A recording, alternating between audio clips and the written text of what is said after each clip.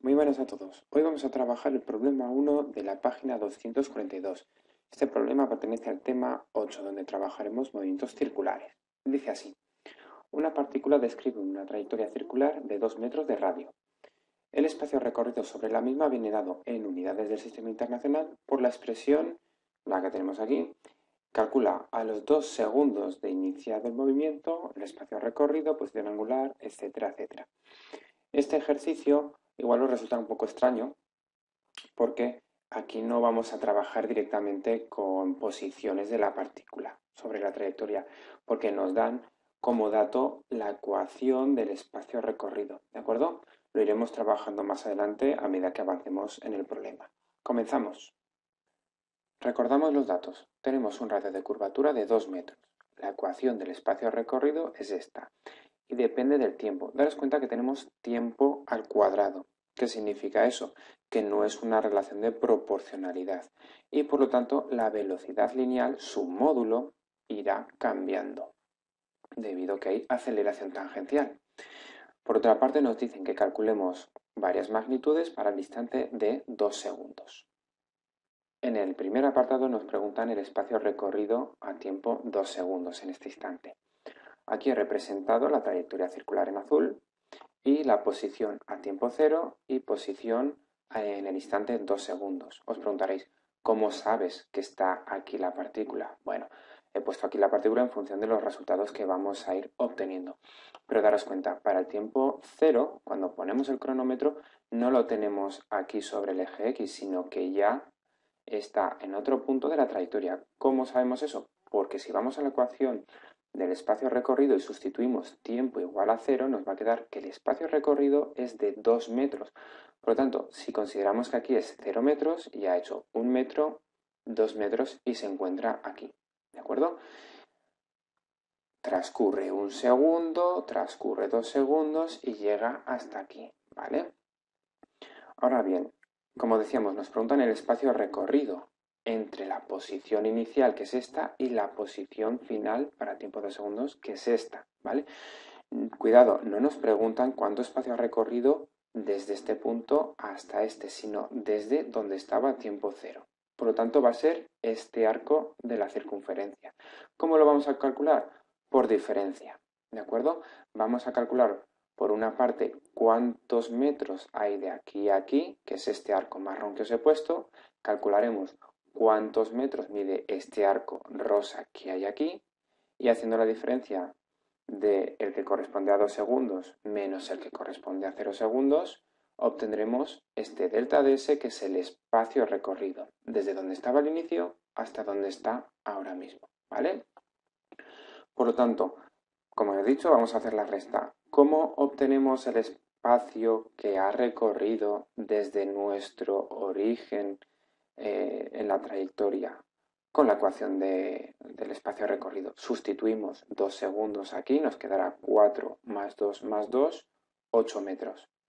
Y a tiempo cero, cuando ponemos el cronómetro, ya ha trazado este tramo de la trayectoria, sustituimos t igual a 0 y nos quedará 0 más 2, es decir, 2.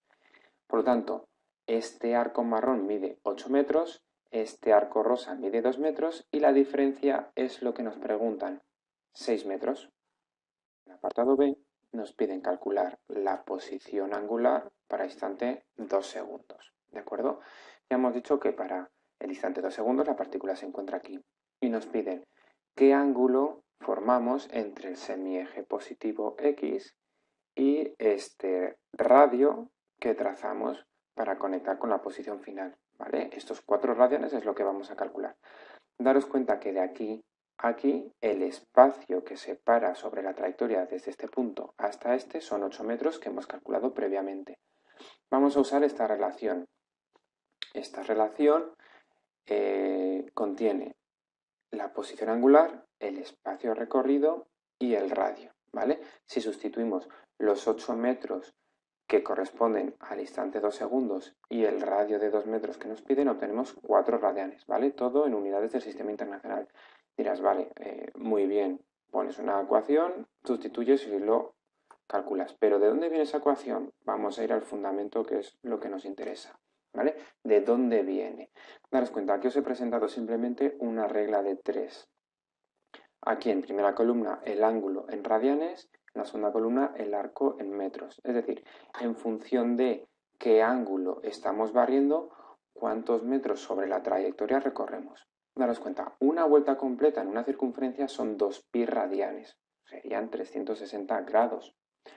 Esos 2pi radianes corresponden a un arco de 2pi r metros, que es el perímetro de la circunferencia. Bien, pues si no trazamos una circunferencia completa, sino un ángulo phi, le corresponderá una longitud de arco S. Esta S es lo que estamos llamando en este ejercicio el espacio recorrido, ¿vale? Como es directamente proporcional esta relación, vamos a obtener este ángulo. Entonces será 2pi por S partido 2pi r. Repito, 2pi por S partido 2pi r. Simplificamos el 2pi y nos queda que el ángulo es igual al espacio recorrido entre el radio. ¿De acuerdo? Fijaros, aquí para la posición inicial sería, por ejemplo, este es el ángulo, este es el arco correspondiente y esta es la relación entre ellos. También nos piden calcular el ángulo barrido en esos 2 segundos. ¿De acuerdo? Entonces, la misma relación que hemos utilizado entre posición angular, el espacio recorrido sobre la trayectoria y el radio de la circunferencia, vamos a utilizarla ahora pero con diferencias, es decir, con delta de ángulo, delta de espacio recorrido. La relación es la misma, simplemente manejamos esas variaciones. Entonces, si inicialmente estábamos a 2 metros en la trayectoria, hemos acabado a 8, la diferencia, ese espacio recorrido delta de S es de 6 metros. Lo trasladamos aquí. 6 metros que hemos recorrido sobre la trayectoria en una circunferencia de 2 metros de radio. 6 entre 2, 3 radianes. Ese es el ángulo barrido. ¿De acuerdo? Es el ángulo que hay desde aquí hasta aquí. Diréis, no me llega a convencer. Os doy otra opción. Opción número 2, ¿vale? Igual es más intuitiva para vosotros. Estamos inicialmente aquí a tiempo 0. A tiempo 2 segundos llegamos hasta aquí. La pregunta que nos hacen es el ángulo barrido. El ángulo barrido es qué amplitud de ángulo hay desde este lado del ángulo rosa hasta este de aquí, ¿vale? Repito, desde este hasta este. Pues daros cuenta, si todo este marrón llamamos phi sub 2 y a este de aquí phi sub 1, el ángulo barrido va a ser la diferencia, el mayor, es decir, el final, menos este de aquí, que es el inicial, ¿vale? Vamos a calcularlos por separado. El ángulo inicial a tiempo 0 lo calculamos con la relación de antes, ¿de acuerdo? El espacio que ha recorrido sobre la trayectoria a tiempo 0 es de 2 metros, que lo hemos obtenido antes, dividido entre 2 metros del radio, nos da un resultado de 1 radián. ¿Qué significa eso? Que a tiempo 0 inicialmente está en una posición cuyo ángulo es de 1 radián. Es esta amplitud de aquí. Ahora bien, para tiempo 2 segundos, que es la posición final de nuestro ejercicio, volvemos a usar la misma relación. El espacio que ha recorrido para esos 2 segundos, o más bien en el instante 2 segundos, es de 8. Sobre la trayectoria hay 8 metros. Dividido el radio de 2 metros nos da 4 radianes. Phi sub 2, 4 radianes. Es el ángulo que va desde aquí hasta aquí. Pues bien, ¿cuál es el ángulo barrido? La diferencia. 4 menos 1, 3 radianes. Es el resultado que hemos obtenido antes. ¿De acuerdo? La opción que más os guste es la que deberéis utilizar. En el apartado C vamos a calcular el módulo de la velocidad lineal, ¿de acuerdo? Y lo haremos a través de la derivada del espacio recorrido respecto del tiempo. Daros cuenta que la velocidad lineal es la magnitud de velocidad que siempre hemos ido trabajando, ¿de acuerdo? Lo digo porque luego iremos a por la velocidad angular. Velocidad lineal, metros por segundo son sus unidades, para que os ubiquéis. Entonces, por otra parte, también daros cuenta que siempre hemos calculado la velocidad lineal a través de la derivada de la posición con respecto al tiempo, pero ahora estamos manejando espacio recorrido. Diréis, no me cuadra. Bueno, daros cuenta, lo que estamos haciendo es imaginar que la trayectoria es una cuerda, ¿vale? Una cuerda circular, la cortáis en un punto y la estiráis en línea recta, ¿vale? De tal forma que esa ecuación del espacio recorrido coincidiría con la ecuación de la posición de la partícula respecto del tiempo, ¿vale? Por eso hacemos esa comparación y hacemos la derivada. Entonces, bueno, es derivada de un polinomio de segundo grado que nos va a dar un resultado de 2t más 1. Como he dicho al inicio del ejercicio, en el apartado de los datos, os he comentado que el módulo de la velocidad lineal iba a cambiar. Daros cuenta, depende del tiempo. Es decir, no es constante y por eso vamos a tener aceleración tangencial. Este es el módulo de la velocidad lineal respecto del tiempo y nos preguntan para 2 segundos. Entonces, solo tenemos que sustituir 2 por 2 más 1, 5 metros por segundo. Esa es la velocidad que tiene en ese instante, ¿vale? Por el resultado que nos aporta el problema, el enunciado del libro, nos piden el módulo, ¿vale? Si quisiésemos dar el vector velocidad lineal en ese instante, simplemente tendríamos que indicar este vector unitario tangencial tau, ¿vale? En instante 2 segundos estamos aquí, el sentido de movimiento es este, antihorario, y la velocidad lineal siempre es tangencial a la trayectoria, ¿vale? Entonces va a apuntar hacia aquí con un módulo de 5 unidades y esta dirección y sentido, ¿de acuerdo? En este apartado también nos preguntan la velocidad angular. Ya sabéis que tenemos magnitudes lineales y magnitudes angulares. Cuando tenemos movimientos circulares es muy interesante manejar estas magnitudes angulares ya que nos da una idea o nos da mucha información sobre ese tipo de movimiento. ¿De acuerdo? La velocidad angular se mide en el sistema internacional en radianes por segundo, es decir, en cada segundo cuántos radianes barre. La relación entre la velocidad lineal y la angular es esta, v es igual a omega por r. Velocidad lineal es igual a la velocidad angular por el radio. Si despejamos la velocidad angular, tenemos v entre r, sustituimos estos 5 segundos que corresponden para el instante, estos 5 metros por segundo que corresponden para el instante 2 segundos, los colocamos aquí, el radio que es constante de 2 metros, dividimos y nos da 2,5 radianes por segundo en el instante de 2 segundos. ¿De dónde viene esta relación? Vamos allá. Si recordáis en el apartado B hemos utilizado esta ecuación de aquí, ¿vale? Que nos relacionaba el arco que corresponde a este ángulo en una circunferencia de este radio. Si dividimos ambos miembros entre el tiempo, tenemos que el espacio recorrido entre el tiempo es igual al ángulo recorrido por el radio entre el tiempo. Agrupando, el espacio recorrido entre el tiempo es la velocidad lineal, el ángulo barrido entre el tiempo es la velocidad angular y de aquí obtenemos esta relación v es igual a omega r, que es la que hemos utilizado anteriormente.